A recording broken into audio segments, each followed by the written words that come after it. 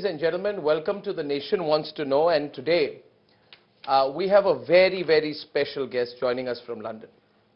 With me today is the European Director of the Brahma Kumaris, Sister Jayanti Kriplani, who has been a guiding force for millions of people across the globe through the work of her organization, which teaches Raja Yoga and the application of spirituality in our daily lives, which is so important in the times in which we live. Brahma Kumaris, ladies and gentlemen, has been accorded the general consultative status with the United Nations, with the Economic and Social Council, and the United Nations Children Fund, UNICEF. Om Shanti, Sister Jayanti. Om Shanti. Oh, and thank you for joining me today. It's such a pleasure to have you with me. My honor. Not only is the impact that you have, Sister Jayanti, on people with your work immensely profound, I want to start with your own personal journey to embarking on spirituality and your association with Brahma Kumaris, which has been a profound one. May I begin by asking you, what propelled you towards spirituality, so we can get to know a little bit about your background? You've been a spiritual guru for over 50 years. And you've spoken about, how your change in surroundings from Pune to London, where you grew up, made you aware of the fear within, and you drifted towards spirituality. Could you share with our viewers a little bit more? I was very fortunate in that my mother and grandmother were both very closely connected with the Brahma Kumaris. And so I met Dadi Janki, who later became the head of the Brahma Kumaris. I met her at a very early age. And even though I'd live in London, we'd come back to India and I'd be meeting with her, and also actually the founder of the organization, Brahma Baba. But it was a relationship of great love and respect, but not really an understanding of anything more than that. And then I decided I'd spend some time in India getting to know my roots. And when I did that, after a few months, I decided I'd just find out what the Brahma Kumaris were saying. And so it was curiosity.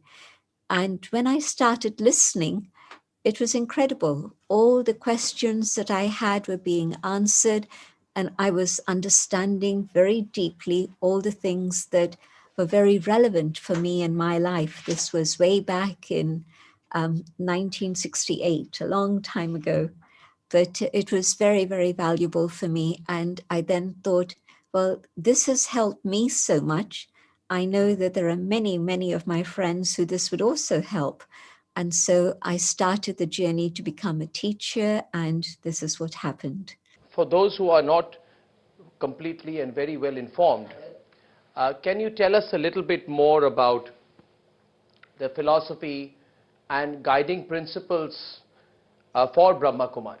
For example, my question would be, how does meditation and spirituality act as a binding force? Or perhaps if I can take that a little forward, the concept of Indianness, which is rooted in Brahma Kumari. Maybe you can tell us a little bit more about it, and how significant is that message of Brahma Kumari for India and for the world in our present times? Sorry, it's a bit of a long question, so I just wanted you to elaborate on the basic principles and guiding principles of the Brahma Kumaris, so that more and more people in India get to know. Surely. We feel it's very important to be able to study spiritual teachings, because very often so far we've just been told to believe something and not necessarily have an understanding of the ideas that come up. And so Brahma Kumaris believe that first step is to be able to understand yourself. Very often they say how self-realization leads to God realization. And so for me, that was absolutely true. When I began to understand what is the soul, but more importantly, I began to experience the existence of the inner being, the being of light, the being of peace that sits here in the center of the forehead and is the one that's able to do everything that I do as a human being. So first step, to have that awareness. Second step, to be able to connect with the divine. And our understanding of the divine is very, very simple. A being of light in the image that you see behind me. And so no human form, no physical form, no angelic form, just the source of light, of love, of purity, of peace, of strength. And so in yoga, meditation, the word yoga means connection, union. And when I come to the awareness of the inner being and I connect with the Supreme, I'm able to receive the love, the power that I need in today's world. Whether India or the world out there, I think there's, at this moment of time, not so much difference. It's as if we've all become part of the global family. And so we're able to recognize each other. We are able to share the same foods with each other. In England, there was a time when it was curry and chips that were the most favorite of all menus. And so it just gives you an idea. On the one side chips, but on the other side curry. These were the favorite foods of the British people. So just looking at the current state of the world, I would say that this is such a difficult time for many, many people to travel through. And it feels as if it's a time that is very heavy, very difficult, but also very dark. And at such a time, I feel that meditation, the awareness of the inner being, the soul, and the connection with God is the most critical aspect of our life. Because if I can go within and come to that awareness in which I can have a stable mind, a loving heart, a generous heart, and an intellect that's able to recognize the difference between truth and reality and that which is false and illusion. I think that if I can develop these facets of my own inner being through meditation, I'll be able to traverse this very difficult journey of life. And without that inner capacity and that inner strength, it's going to be very difficult.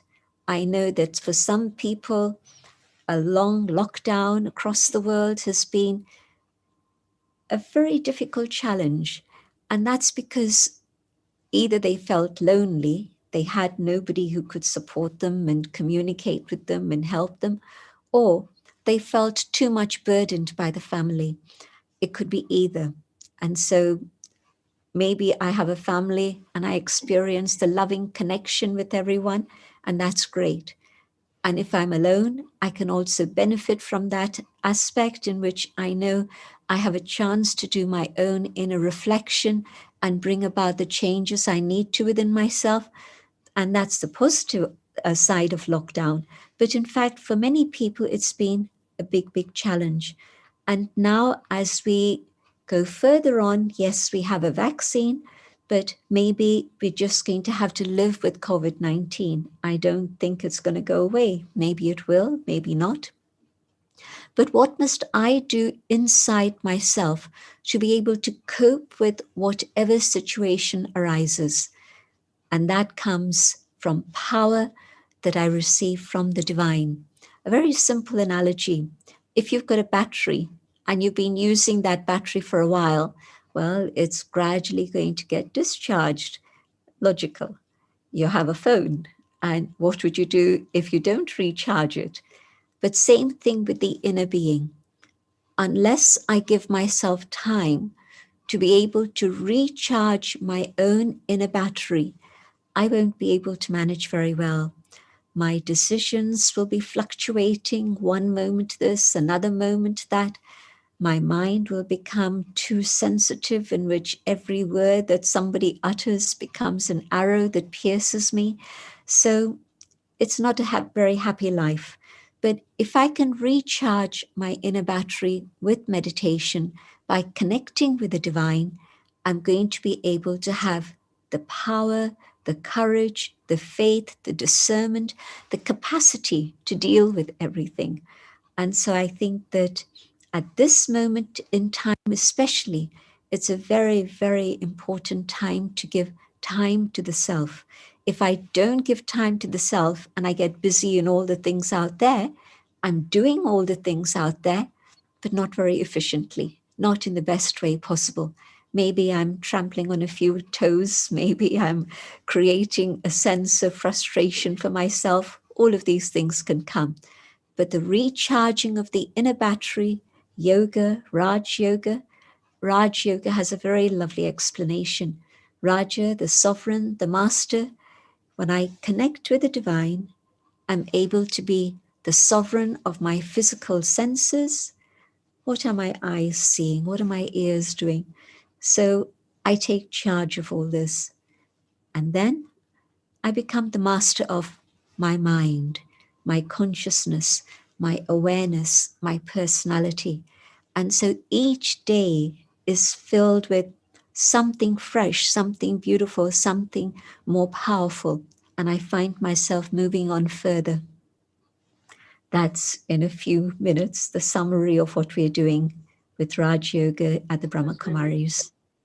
It was so wonderfully expressed. I was thinking, Sister Jayanti, that we lead very busy lives. And at the core of everything that you've said, I think, is introspection. And Yes. we go about our lives wanting to achieve things, wanting to take the next step, wanting to accumulate things.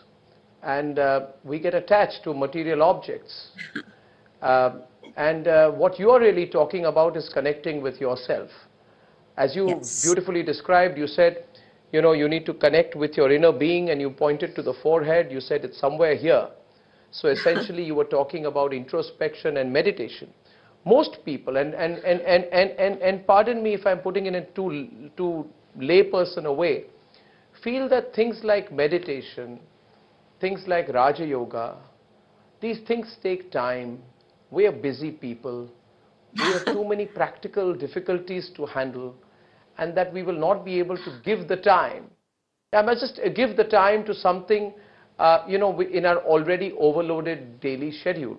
So, may I request you to go a little bit more into Raja Yoga, which is your core concept of making meditation simple, versatile, and tell all the viewers what really it means in as practical day-to-day terms as possible. Can people do it? Do you need to be part of a group to do it? And how will it improve your life? And how will it help you tackle difficulties, problems, and sorrows? Because one of the things which you said is that otherwise it becomes very difficult to pull through the difficulties of life, which I completely agree with you. How will it be of use in making our life more meaningful and peaceful? Firstly, let me point out that it's a very, very simple practice, and it actually is intended for people who lead very busy lives, because they're the people who need that extra punch, that extra power and energy that can come from meditation.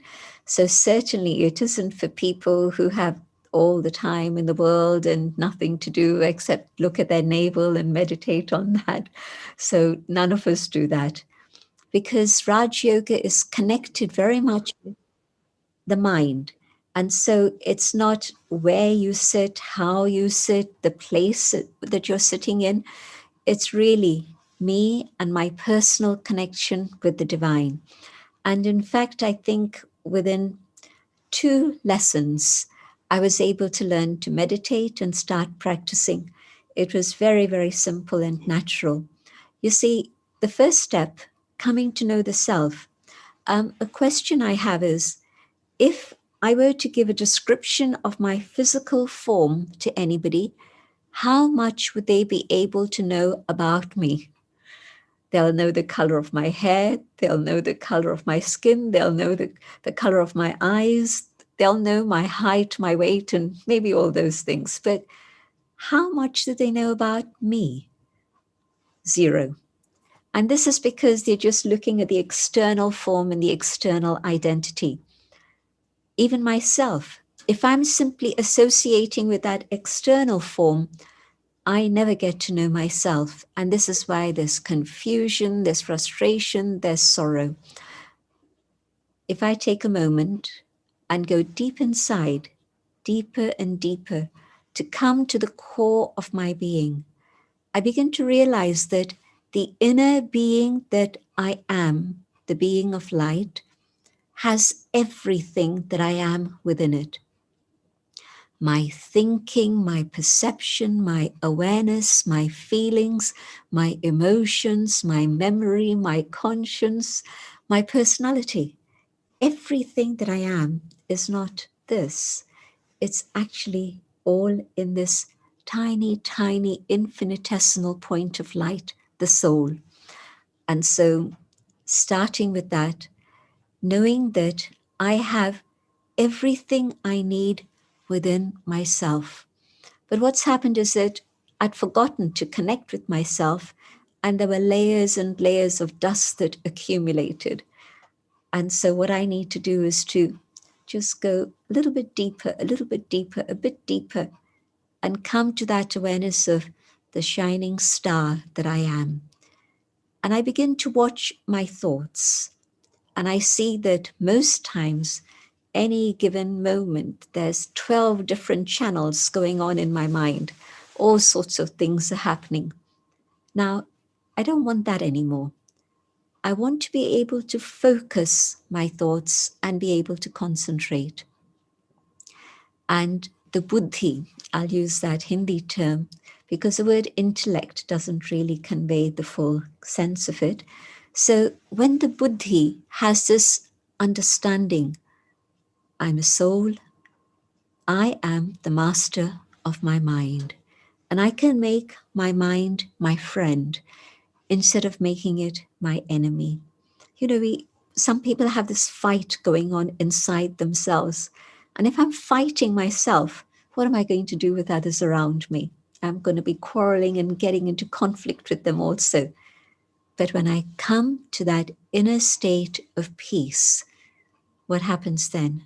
When I communicate with you, I communicate peacefully, with meaning, with significance, instead of just all sorts of things that are coming into the mind and floating out of the mind. So immediately you begin to see the benefit of this in your life. How many people complain about themselves and say, oh, I can't focus, I can't concentrate, my mind is all over the place, I keep thinking about the past, I can't focus to the present.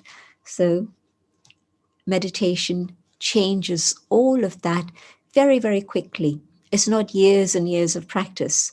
It's 2 lessons. First lesson, who am I? Second lesson, who is the divine? And so firstly, giving time to myself, as you said, to introspection. And as I do this, I'm learning to be the master of my thoughts and to make my mind my friend, which means let me talk kindly, with compassion to my own mind. Let me be able to go deep into myself and see that my original qualities are actually very beautiful. So often we fluctuate between superiority and inferiority, up and down and up and down. But there's a state in which I can come to an understanding of myself in which I'm able to have self-esteem. And that's not selfish, but self-esteem and connecting with my own inner dignity, I'm able to treat you with dignity and respect. You know, so often today, many people complain, parents don't have respect for their children and their children don't have respect for parents. That goes on all the time. Teachers and pupils, employers, employees. It's a constant, constant struggle. But where I have self-esteem, I don't need you to give me respect, but rather I'm able to give respect to you. And probably what will happen is that you'll start giving me respect in return. It won't happen instantly, maybe. Maybe it'll take a while. But it means that it starts with me. And so knowing myself, and then secondly, learning to focus my thoughts on the divine on that being of light who is the source of all positive attributes: love, truth, peace, happiness, all the things that we want in our lives, but we don't know which shop to go and find them in. We used to think that, buying something is going to make me happy. Well, for how long? Half an hour, 1 day, 2 days, and it's gone. And so happiness is actually something that I have within myself. And when I connect with the divine, all the layers of dust are removed. And I'm able to connect with that happiness which is truly mine. And I don't need things to make me happy. I don't even need other people to make me happy. Rather, it can go the other way. I could think, well, what can I do to give happiness to another? Is there some time I can give? Is there some food I can give? Is there just a smile I can give? Whatever it is that I have, but there's something that I have that I can share that can make another one happy. And so that connection with the divine is something which is absolutely vital in today's world. And my hope is that even though there are people watching who maybe have a path of meditation which is their own, or a path of bhakti which is their own, and that's absolutely fine, but to acquire more knowledge is always valuable in human life. And so I would recommend find out more about these ideas and follow them through. And when it comes to a question of time, well, we always make time for things we enjoy. There'll be things that we will say, I don't have time for this. But when it comes to something I enjoy doing, oh yes, I'm going to set something aside and make time for that. And so meditation isn't a serious discipline. It's a very joyful experience in which you're able to experience the love of the divine, the beauty of the divine, and further on, the beauty of the inner being of the soul itself. Because all the traditions have said that we're a reflection, an image of the divine. Well, the soul, a point of light, is absolutely the mirror image of the divine.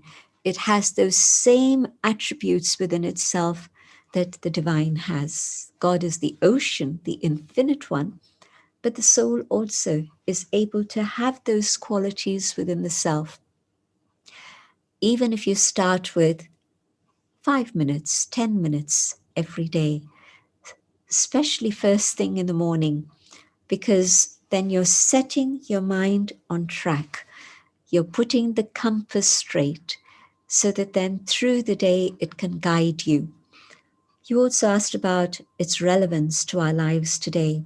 I've mentioned a few things already, but what I also want to mention is one thing in particular. Today, it's so difficult to discern between right and wrong, between falsehood and that which is real.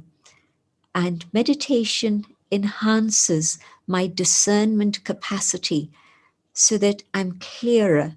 My mind is clearer, my focus is correct, but also the buddhi now has a clarity that it lacked before. And so if I'm able to bring this balance within my own intellect, the scales of justice, so that then I know what it is I need to do, that's going to make it very helpful to make little decisions, big decisions, things that impact me personally, that might impact my family, my community. You can see it's such a vital thing in today's world. And so at every step along the way, once you can meditate, life is more beautiful, much sweeter, more of everything that is excellent. One in which your heart is opened up, you're able to be more generous, more giving. Your family benefits, everyone benefits, you benefit. Sister Jayanti, another question people would have is, people have difficult lives, difficult backgrounds. and different experiences. Life is not easy. We go through hardships and a lot of pain as well.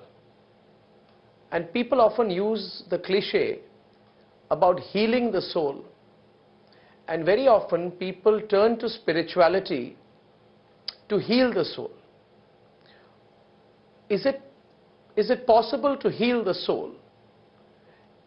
Is it possible to remove negativity from your inner being? Is it possible to reform? And how difficult or how lengthy is that process of self-realization? Because, there are, again, a commonplace question is that this is for people who are very evolved, right? But I'm in a space where either I would say I don't have time, or I would say that people would say they've gone too far to heal the soul. So, a practical question there. You earlier said a wonderful thing where you said that this is meant for people who are very busy, and I think that's absolutely so well put. My father used to always say, he was an army officer, he used to say about his father, my grandfather was a very busy lawyer, and he used to say to my father that if you want something done urgently, you must give it to a person who is very busy, because they are more likely to do it in time. So I agree with you on that. Time can be found. But what about healing of the soul? Is it possible to do it at any stage, at any age, and in whatever capacity?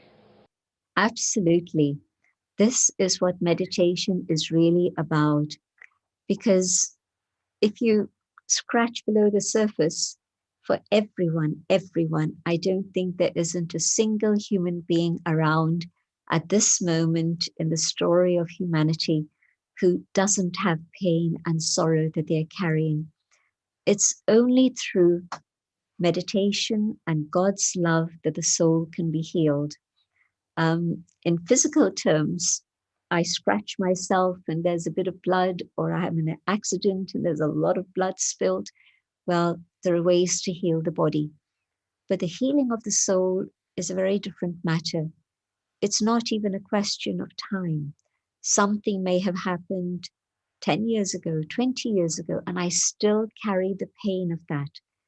And my experience is that in meditation, when I'm genuinely feeling that I want to come closer to God, I want to be able to move forward, then my connection with God opens up a stream of love. And the power of God's love is such that that power is able to heal the wounds of the soul.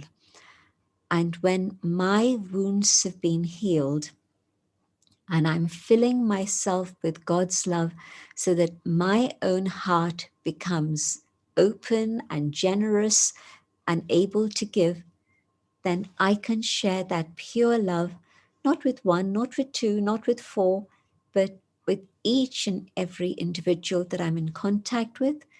And even through vibrations of meditation, send out those vibrations to the world so that then God's love can heal all the human family, because the whole of the world is in need of healing at this moment. This is why there's such anger and violence and aggression that we see continually, because when I'm hurt, there's a saying that goes something like this: hurt people hurt people. And it's a fact. And so if I can heal myself with God's love, then I can also maybe be an instrument to connect others with God, so that then they can also take that healing power of love from God. In fact, there's a book that's available and it's called The Healing Power of God's Love. And so maybe at some point we can talk about that in more detail, but definitely not only is it possible to heal the self through God's love, it's possible to go through a whole transformation. And through that transformation, be able to remove whatever is negative within the self. If you think about it, you see that whenever there's a negative thought, it's ego, it's anger, it's greed, attachment, whatever, the basis of that thought is the false notion that my identity is connected with my physical form. Not true. My identity is something much, much, much more than the physical form. It is latent within myself, within the inner being. And in that eternal identity of who I truly am, I see everyone as my brother. I see everyone with that vision of equality and dignity. No superior, no inferior, but each one of us has gifts that have come from the divine. And the more we maintain this awareness of who we truly are, no ego. Yes, self-respect, but a great deal of humility, recognizing that every human being is valuable. And not just humans, you recognize the value of all forms of life. You recognize the beauty of nature, the beauty of the planet, and the gifts that God has given us to enjoy, which of course we've despoiled, and now it's up to us to repair that damage and put it right. But there's just a huge appreciation of each one.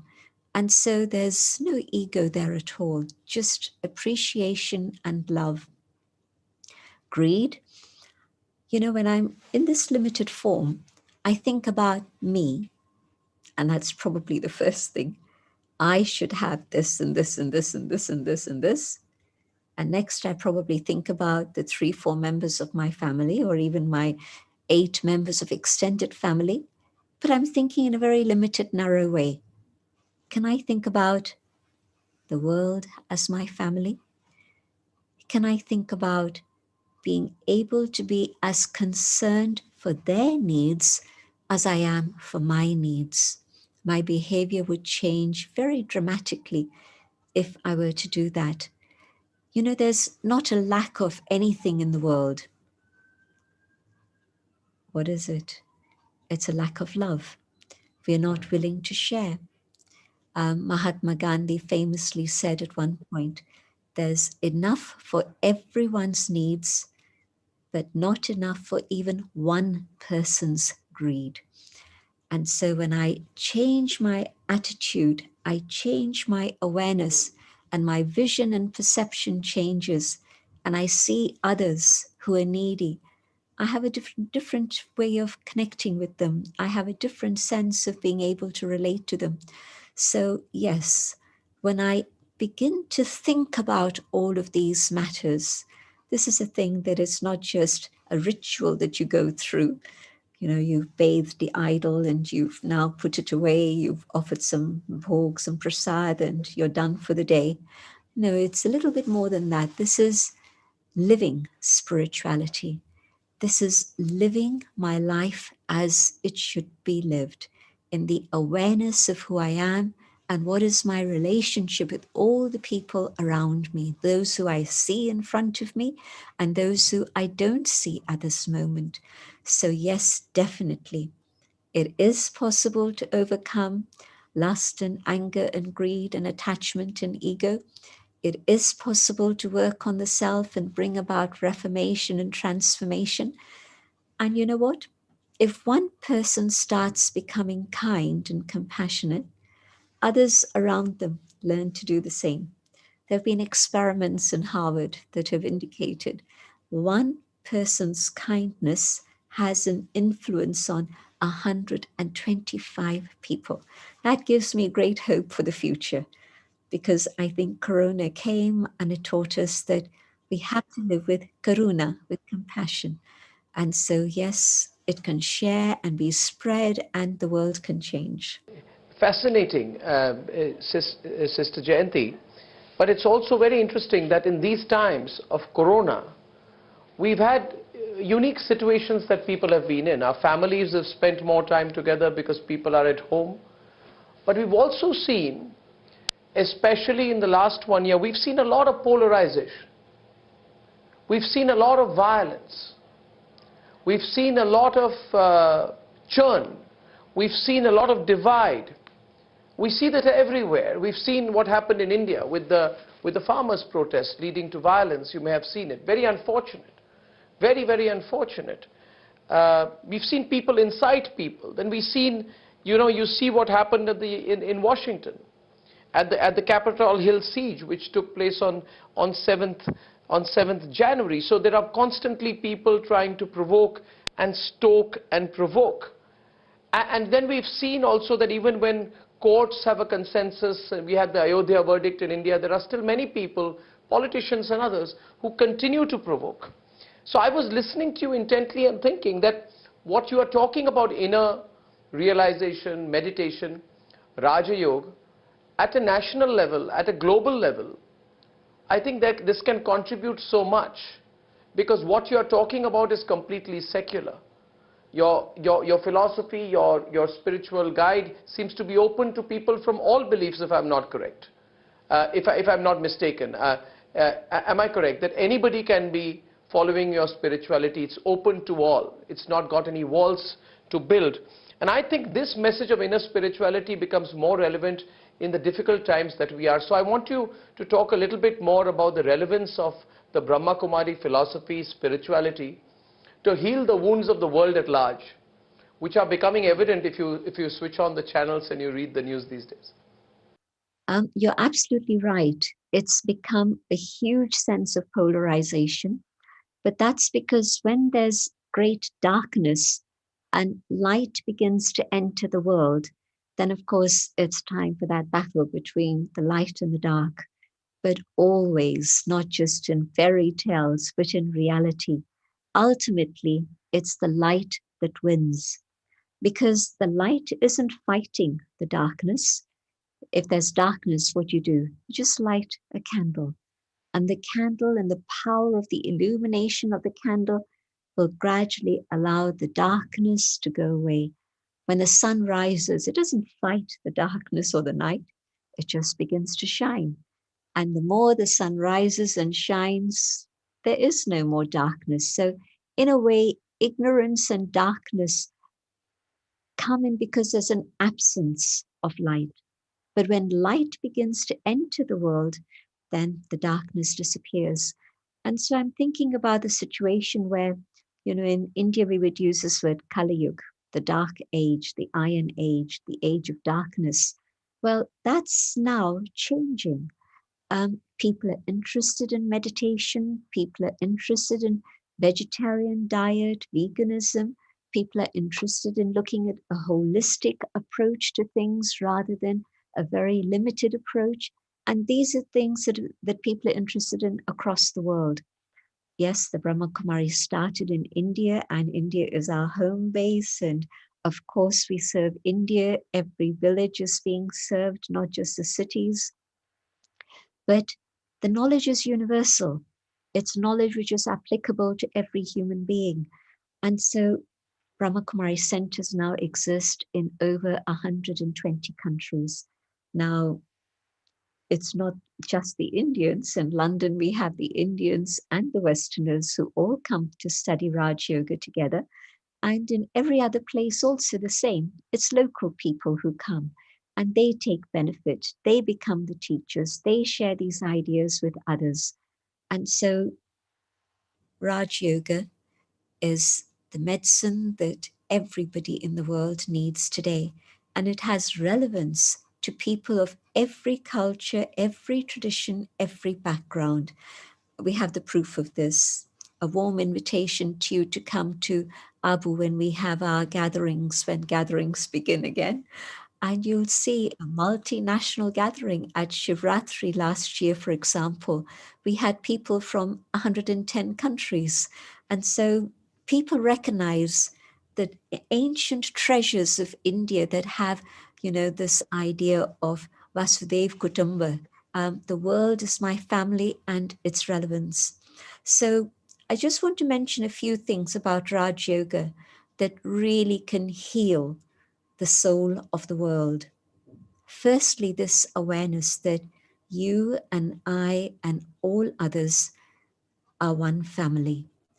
And if I begin to see people of different colors and races and backgrounds and genders with that vision of the soul, that divisiveness that has come in, that's separating us and creating all the problems in the world, that shifts completely. And again, come to Mount Abu and you'll see people of all backgrounds, not just sitting in silence and meditation together, but also joining in all the different activities and working together in so many different ways. And then the other huge crisis that's facing the world today, and we don't realize that we're in the same boat. And if water is coming in on one part of the boat, it's going to reach my side of the boat also. And I'm talking about the ecology, the environment, and climate change. At this moment, we think that maybe, well, it's only a few Pacific islands that are going to be impacted. Not true. The world is being impacted by climate change, and we're not recognizing it. And it's only when all of us together in that consciousness of coming back to the awareness of nature as being absolutely vital for our well-being and survival, when we begin to treat nature with respect, then in that awareness, yes, we're going to be able then to work together and do something about the environment. Otherwise, climate change is moving forward very, very fast, and survival is a big issue. And spirituality teaches us respect. Respecting ourselves, respecting the laws of the land, respecting nature. And so our relationship with nature shifts again. And so the light is shining and the light is spreading around, and more people are talking about values. More and more people are talking about meditation. I see the change in a very practical way that's happening. And so my vision for the future is that, yes, humanity will together move forward to the next stage, the next level, which is the golden age, Satyug, the age of truth, a world in which all of us together can live in harmony with respect and dignity and love and joy as truly one family. I believe that is the future of humanity. Yes. I hope that is the direction in which we are moving. And as they say, Sister Jayanti, sometimes the darkest night is before the dawn. And that's what we have seen in the last 1 year, but at least the whole world, a large part of the global population has had time to introspect, including on what you just said, our lack of respect and our abuse of nature. So there's so much to talk about, but I have a limitation of time. But may I say one thing to you, that every word that you have said has had a profound meaning on me, and I truly look forward to learning more about your philosophy and perhaps getting to meet you one day and taking some spiritual guidance myself. I thank you very much, Sister Jayanti. It has been an honor to speak to you today, and I hope every word you've said reaches as many people as possible through the Republic Media Network. Thank you so much. Thank you so much indeed. Thank you for this opportunity and excellent questions that gave me an opportunity to share these ideas. Much appreciated. Well, I don't know. I don't know about the questions, but it came from the heart. Thank you so much. Thank you. Namaskar.